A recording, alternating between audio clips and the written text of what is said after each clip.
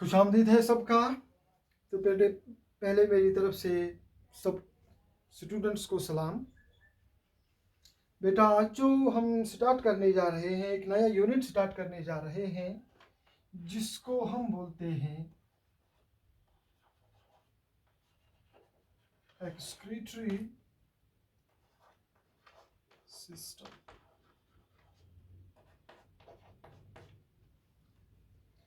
तो बेटा, circulatory system के बाद हमारा जो नेक्स्ट टॉपिक है, नेक्स्ट चैप्टर है जो हम स्टार्ट करने जा रहे हैं, दैट इज एक्सक्रीटरी सिस्टम। तो बेटा, एक्सक्रीटरी सिस्टम क्या है, इसको स्टडी करने से पहले हमें एक बात जाननी चाहिए, वो हमें पता होनी चाहिए, व्हाट इज एक्सक्रीशन। तो एक्सक्रीटरी सिस्टम में हमारा पहला टॉपिक जो है that is excretion and modes of excretion. तो आज का हमारा टॉपिक है excretion and its modes. Excretion and its modes या excretion and modes of excretion. तो यहाँ पर हमने देखना है पहले एक्सक्रीशन क्या है, फिर हमें देखना है कि एक्सक्रीशन के कितने तरीके हैं, कौन कौन सा तरीका है एक्सक्रीशन करने का। तो बेटा, पहले देखते हैं एक्सक्रीशन क्या है। एक्सक्रीशन आप सबको पता है, हम एक्सक्रीशन को डिफाइन कर सकते हैं। It may be defined as removal of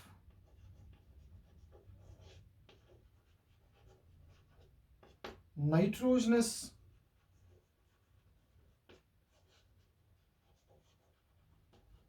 waste products from body। तो बेटा याद रखिए, जब भी बात उठेगी एक्सक्रीशन की कि एक्सक्रीशन क्या है, आपको याद रखना है एक्सक्रीशन इज रिमूवल ऑफ, मैं यहां पर इसको हाईलाइट करता हूं, removal of nitrogenous waste products. हमारी बॉडी में बहुत सारे किस्म के वेस्ट प्रोडक्ट्स बनते हैं ड्यू टू कैटाबॉलिक रिएक्शंस। जो हमारी बॉडी में मेटाबॉलिक रिएक्शंस होती हैं, उनके दौरान हमारी बॉडी में बहुत सारे किस्म के वेस्ट प्रोडक्ट्स प्रोड्यूस होते हैं। उन वेस्ट प्रोडक्ट्स को बॉडी से निकालना है, एलिमिनेट करना है। याद रखिए, जनरली हम कहते हैं removal of waste products from the body is called excretion, but you should be aware that it is removal of nitrogenous wastes। अगर आपकी बॉडी से वो वेस्ट प्रोडक्ट्स रिमूव हो जाते हैं which are rich in nitrogen, तभी आप कह सकेंगे उस प्रोडक्ट को वो है एक्सक्रीटरी मटेरियल या वो है एक्सक्रीटरी सबस्टेंस। एक्सक्रीटरी सबस्टेंस वो सबस्टेंस होती है जो वेस्ट होती है, but it is rich in nitrogen and it has to be removed out from the body. हमारी बॉडी में कार्बन डाइऑक्साइड वेस्ट होता है, वो भी रिमूव होता है। हमारी बॉडी में कभी एक्स्ट्रा वाटर होता है, उसको भी रिमूव करना है। हमारी बॉडी में कुछ बहुत सारे केमिकल्स ऐसे होते हैं विच आर वेस्ट, उनके सब के रिमूव करने को हम एक्सक्रीशन का वर्ड नहीं अप्लाई करेंगे। एक्सक्रीशन का वर्ड तभी अप्लाई करेगा जब बॉडी से वो वेस्ट रिमूव किया जाएगा जिसमें ज्यादा नाइट्रोजन हो, which is rich in nitrogen, और उस केमिकल को, उस प्रोडक्ट को हम बोलते हैं एक्सक्रीटरी प्रोडक्ट। अब आप कहेंगे बेटा, ये एक्सक्रीटरी प्रोडक्ट कैसे आते हैं हमारी बॉडी में, कहाँ से बनते हैं। आपको याद रखना है, जो भी हम फूड खाते हैं उस फूड में जनरली हमारे डाइट में कार्बोहाइड्रेट्स होते हैं। हमारी बॉडी में, हमारे डाइट में, हमारे फूड में फैट्स होते हैं और हमारे फूड में प्रोटीन्स होते हैं। याद रखिए, जो आपके फूड में कार्बोहाइड्रेट्स होंगे, अगर वो एक्सेस होंगे, अगर वो ज़्यादा होंगे, more than needed, those carbohydrates can be stored in the body.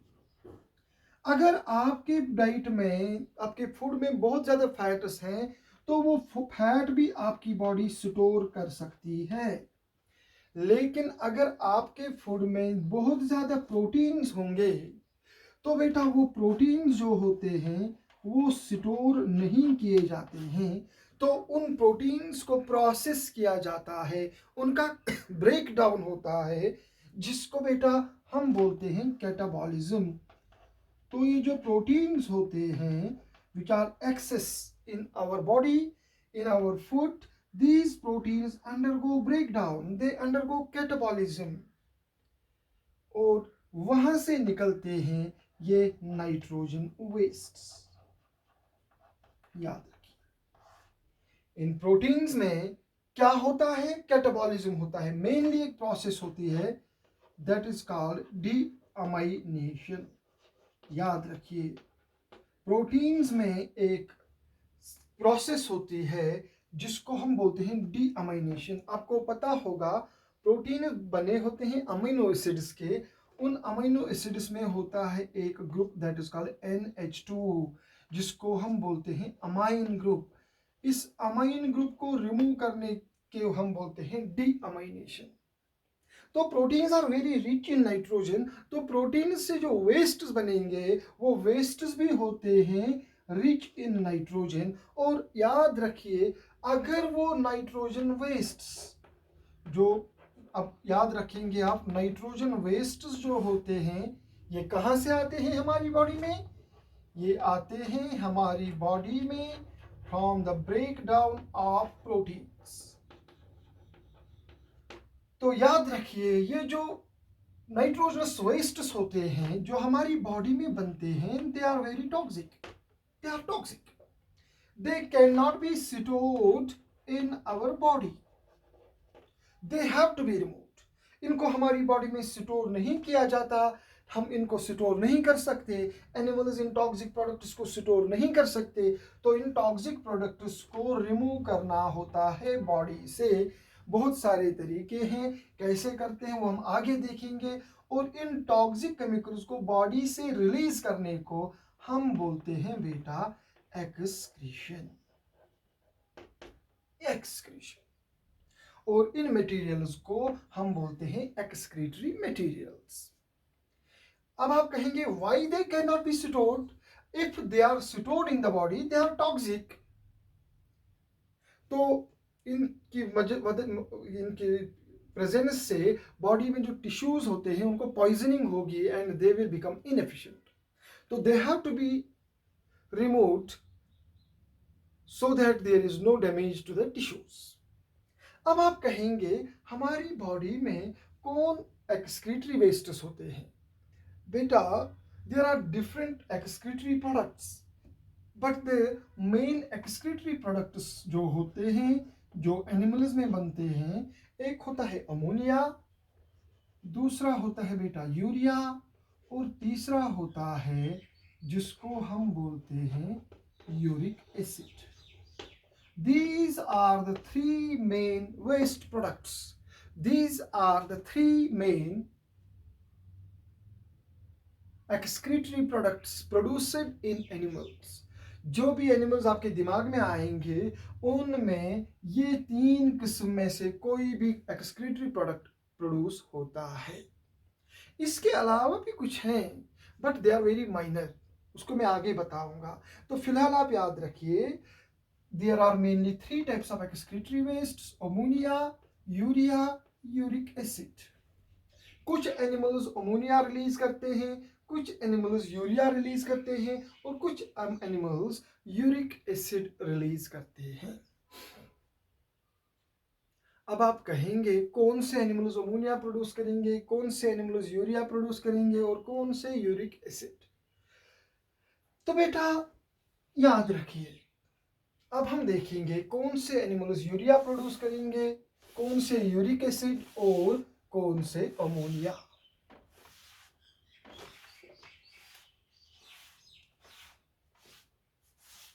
पहले आपने याद रखा कि एक्सक्रीशन क्या है।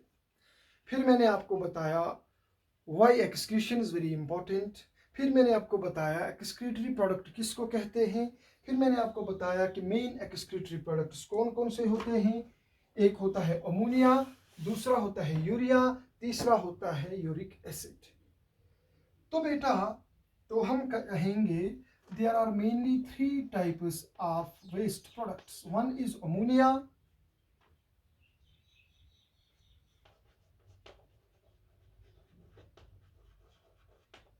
दूसरा है यूरिया,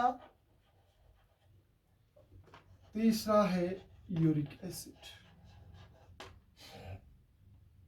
देखिए जी, अमोनिया जो है, यूरिया जो है, यूरिक एसिड जो है, तीनों हैं एक्सक्रीटरी प्रोडक्ट्स।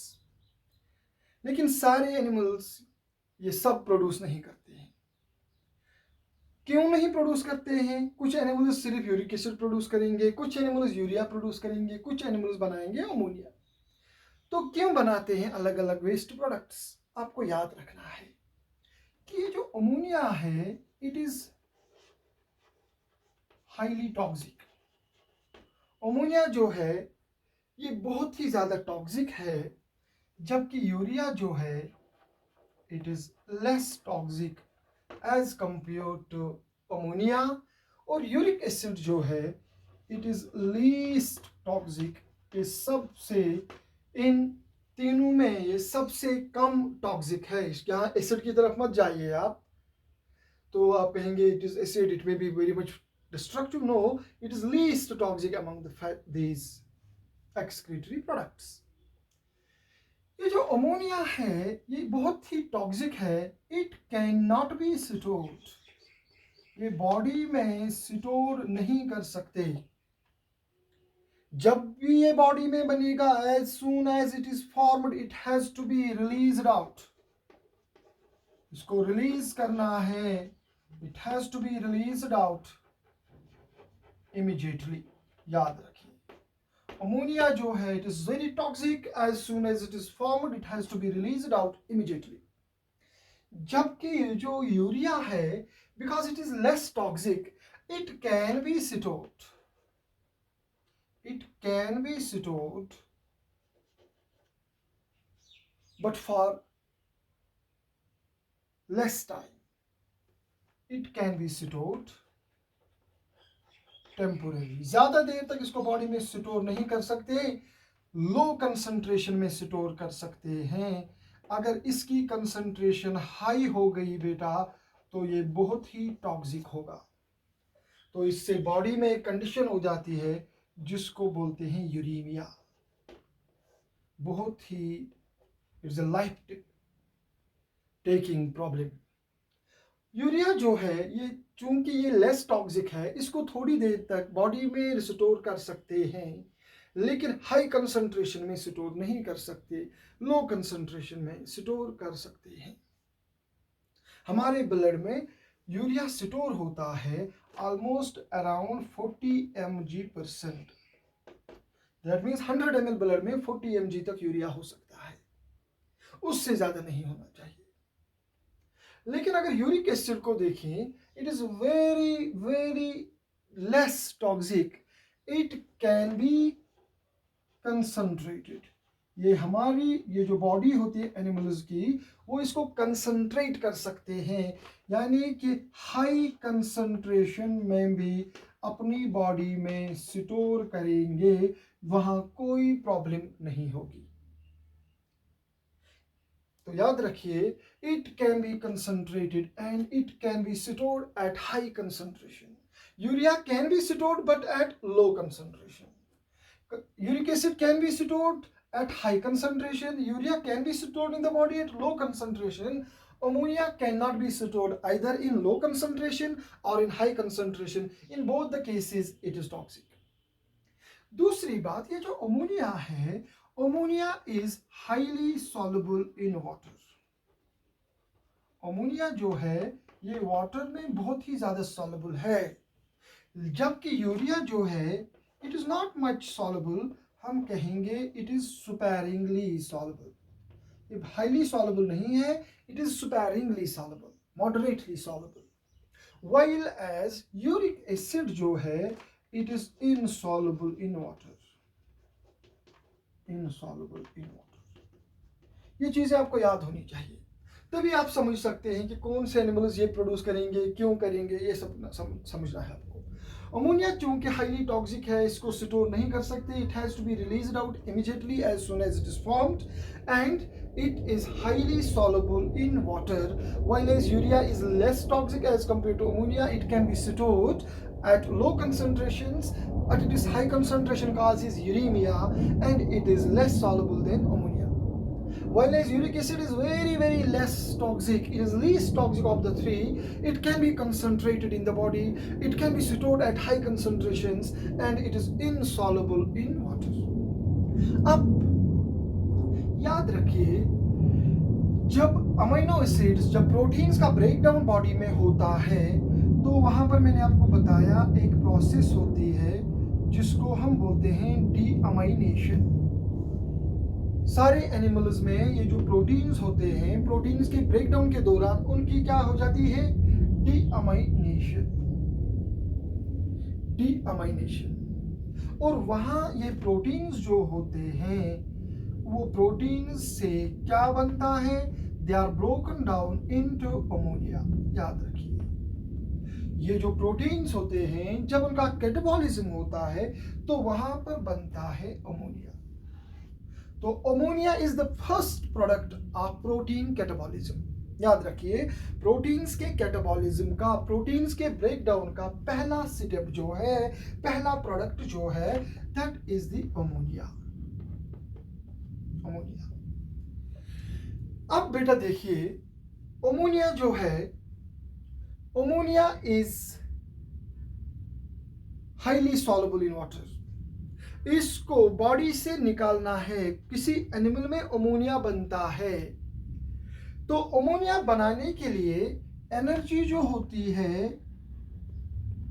बॉडी में अमोनिया बनाना है, एक्सक्रीशन करनी है, प्रोटीन्स का ब्रेकडाउन करना है, तो बॉडी में प्रोटीन्स के ब्रेकडाउन में अमोनिया बनाना जो है, जिसको हम डीअमाइनेशन कहते हैं, उसमें एनर्जी तो यूज होगी। और याद रखिए उसमें लेस एनर्जी यूज होती है, लेस।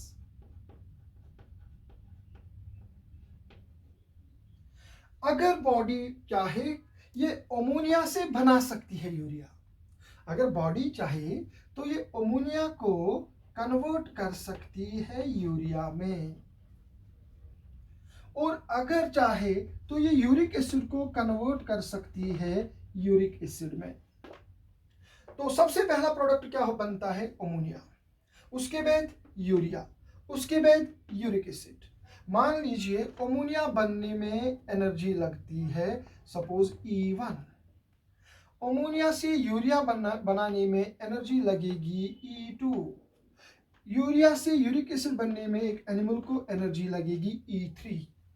अगर आपसे पूछा जाएगा एक एनिमल को ज्यादा एनर्जी किस एक्सक्रीटरी प्रोडक्ट को बनाने में लगेगी, आप कहेंगे सर यूरिक एसिड, क्योंकि यूरिक एसिड को बनाने में एनर्जी लगती है, पहले तो अमोनिया बनेगा तो एनर्जी लगेगी E1, उसके बाद यूरिया बनेगा फिर लगेगी एनर्जी E2, उसके बाद यूरिया से यूरिक एसिड बनेगा।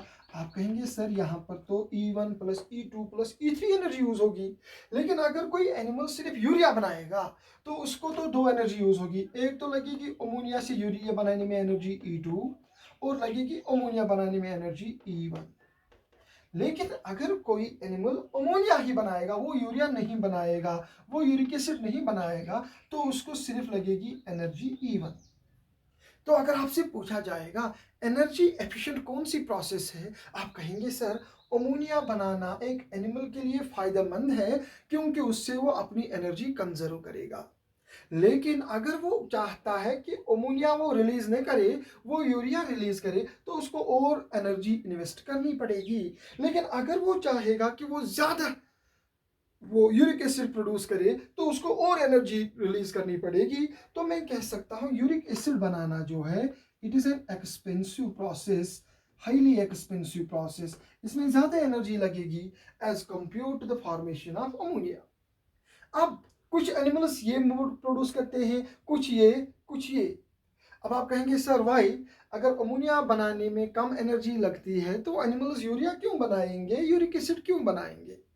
तो बेटा याद रखिए, ये वो यहाँ पर डिपेंडेंट होते हैं वाटर। अगर कोई एनिमल है, अगर उसको बहुत ज़्यादा वाटर अवेलेबल है, अब एक एनिमल अमोनिया प्रोड्यूस करेगा, यूरिया प्रोड्यूस करेगा या यूरिक एसिड प्रोड्यूस करेगा, it depends upon the availability of water. It depends upon the availability of water.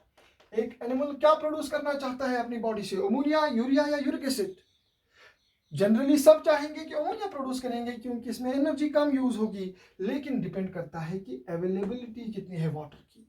Ammonia को बॉडी से रिलीज करने के लिए बहुत ज़्यादा वाटर चाहिए, और यूरिया को बॉडी से रिमूव करने के लिए कम वाटर चाहिए, जबकि यूरिक एसिड को रिमूव करने के लिए बहुत कम वाटर चाहिए। अब जो एनिमल्स एक्वाटिक हैं, जो एनिमल्स पानी में ही रहते हैं, जिनको पानी जो है, वाटर जो है बहुत ज़्यादा अवेलेबल है, तो जनरली मैं कहूँगा ये जो एक्वाटिक ऑर्गेनिजम्स होते हैं, जो पानी में ही रहते हैं, जिनको वाटर की कोई शॉर्टेज नहीं होती है, वो प्रोड्यूस करेंगे अमोनिया। और जो एनिमल्स जिनको पानी थोड़ा सा अवेलेबल है लेकिन ज़्यादा अवेलेबल नहीं है, वो अपनी बॉडी में थोड़ा यूरिया स्टोर कर सकते हैं, तो वो क्या करते हैं, वो कहते हैं कि हम थोड़ी सी एनर्जी और इन्वेस्ट करेंगे, अमोनिया को करेंगे कन्वर्ट इनटू यूरिया। क्योंकि यूरिया जो है it is less soluble in water, तो इसको प्रोड्यूस करने के लिए, इसको बॉडी से रिलीज करने के लिए कम वाटर यूज होगा। तो जो एनिमल्स टेरेस्ट्रियल होंगे, जैसे कि ह्यूमन बींग्स हैं, जैसे कि मैमल्स मोस्टली हैं, अगर आप देखेंगे most of the mammals, man है, हॉर्स है, कैटल है, वो क्या करते हैं, वो प्रोड्यूस करते हैं यूरिया। वो थोड़ी सी एनर्जी और इन्वेस्ट करेंगे, लेकिन उससे क्या होता है, उनकी वाटर जो है, वाटर की जो प्रॉब्लम है वो सॉल्व हो जाती है। लेकिन कुछ एनिमल्स ऐसे हैं जो डेजर्ट कंडीशंस में रहते हैं, या जिनको पानी बहुत कम अवेलेबल होता है, जैसे स्नेक्स हैं, जैसे इंसेक्ट्स हैं, जैसे बर्ड्स हैं। इन एनिमल्स को, स्नेक्स को, इंसेक्ट्स को, बर्ड्स को, जिनको पानी बहुत कम अवेलेबल होता है, ये कहता है let us go for uric acid, हम यूरिक एसिड प्रोड्यूस करेंगे, और यूरिक एसिड जो है इसको रिलीज करने के लिए बॉडी से बहुत ही कम पानी चाहिए, और ये यूरिक एसिड जो होता है ये ऑलमोस्ट क्रिस्टलाइन फॉर्म में ये प्रोड्यूस करते हैं अलॉन्ग विद ये फीकल मैटर। आपने बर्ड्स के ड्रॉपिंग्स देखे होंगे, उसमें जो वाइट वाला वो पार्ट होता है बर्ड ड्रॉपिंग्स में, वो यूरिक एसिड होता है। तो यूरिक एसिड को बॉडी से रिलीज करने के लिए ज़्यादा पानी की ज़रूरत नहीं होती है। तो वो एनिमल्स जिनको पानी बहुत कम अवेलेबल होता है, they go for uric acid production. और ह्यूमन बींग्स या मोस्ट ऑफ द एनिमल्स जिनको थोड़ा सा वाटर लॉस कर सकते हैं लेकिन ज़्यादा नहीं, तो वो they produce urea. Is that clear? And जो पानी में ही होंगे वो प्रोड्यूस करेंगे अमोनिया। तो बेटा आपको याद रखना है, सबसे पहला प्रोडक्ट जो है, सबसे पहला एक्सक्रीटरी प्रोडक्ट जो है, सबसे पहला एक्सक्रीटरी प्रोडक्ट होता है अमोनिया। उसके बाद कुछ एनिमल्स अमोनिया को कन्वर्ट करते हैं यूरिया में, उसके लिए उनको चाहिए एक एंजाइम। याद रखिए that enzyme is called arginase. और याद रखिए ये यूरिया जो है ये अमोनिया से बनता है इन प्रेजेंस ऑफ आर्जिनेज। और कहाँ बनता है, ये लिवर में बनता है। इसी तरह से कुछ एनिमल्स यूरिया से बनाते हैं यूरिक एसिड। यूरिया से यूरिक एसिड बनाने के लिए आपको याद रखना है एक एंजाइम यूज होता है, that is called xanthine oxidase. और ये यूरिक एसिड भी कहाँ पर बनता है, लिवर में। तो हमारी बॉडी, हम प्रोड्यूस करते हैं यूरिया, यूरिया हमारे लिवर में बनता है, और वो लिवर से जब यूरिया निकलता है वो ब्लड में जाता है। तो फिर वो कैसे निकलता है, वहाँ से ब्लड को किडनी फिल्टर करती है, और ब्लड से सारा यूरिया निकालती है, और उसके साथ थोड़ा पानी मिलाती है, और वो जाता है बॉडी से बाहर in the form of urine. आपको पता है यूरिनेशन, हम यूरिन क्यों करते हैं? हमारा जो यूरिन होता है वो एक्चुअली एक सोल्यूशन होता है जो हमारी किडनी बनाती है। वो किडनी क्या करती है, वो ब्लड ब्लड को फिल्टर करती है। ब्लड में जो अमोनी यूरिया आता है, जो अमीनो एसिड के ब्रेकडाउन से आता है, जो लिवर ने बनाया है, वो यूरिया ब्लड से फिल्टर करके उसमें थोड़ा सा पानी मिला के उसको रिलीज करती है in the form of urine. तो मैं कह सकता हूं बेटा, आप याद रखिए, तो मैंने कहा आपको on the basis of excretory product, there are three types of excretory materials: ammonia, urea and uric acid. Production of ammonia is called ammonotelism. The phenomenon in which ammonia is released as an excretory material, that is called ammonotelism. और जहाँ पर urea release कर किया जाता है, that is called ureotelism. और जहाँ पर यूरिक एसिड रिलीज किया जाता है, उसको बेटा हम बोलते हैं यूरिकोटेलिज्म। उन एनिमल्स को जो अमोनिया प्रोड्यूस करेंगे उनको हम बोलेंगे ammonotelic. Ammonotelic.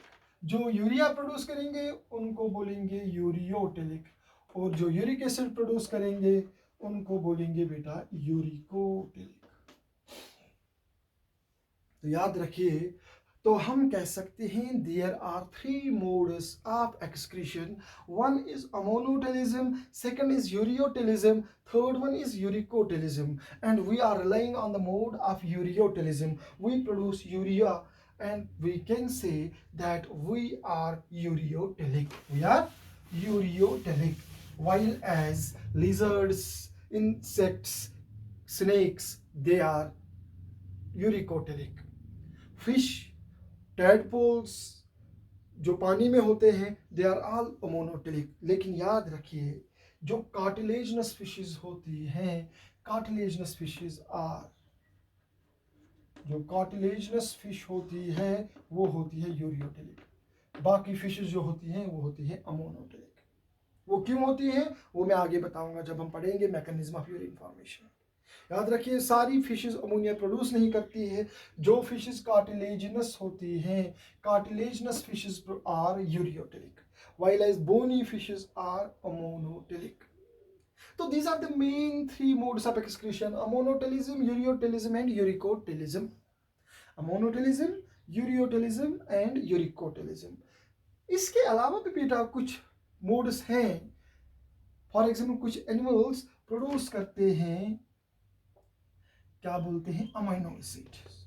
There are some animals which are producing amino acids as excretory material, उनको हम बोलते हैं अमाइनोटेलिक।